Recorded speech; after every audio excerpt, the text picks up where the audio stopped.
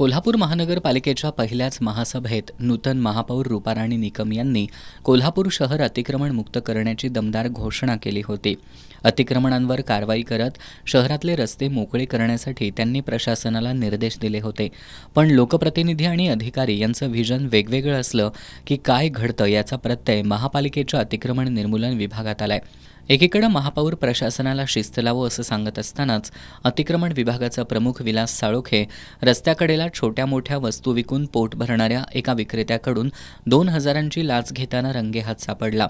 सध्या तो पोलीस कोठडीत आहे. या कारवाईनंतर विलास साळोखेच्या कार्यपद्धतीची उघड चर्चा होऊ लागली आहे. पण त्याची कार्यपद्धती वादग्रस्त होती. त्याबद्दल अनेक तक्रारी आल्या होत्या.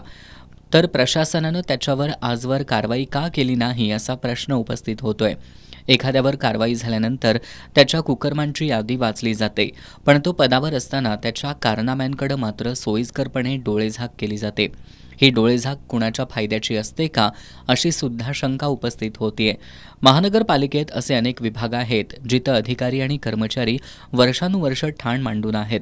त्यामुळे भ्रष्टाचाराला खतपाणी मिळत असल्याची चर्चा आहे. त्यामुळे शहराचा कारभार हाती घेतलेल्या महापालिकेतील पदाधिकारी आणि नगरसेवकांनी शहराच्या स्वच्छतेवर भर देतानाच प्रशासनाची स्वच्छता करण्याचं काम हाती घेणं गरजेचं आहे.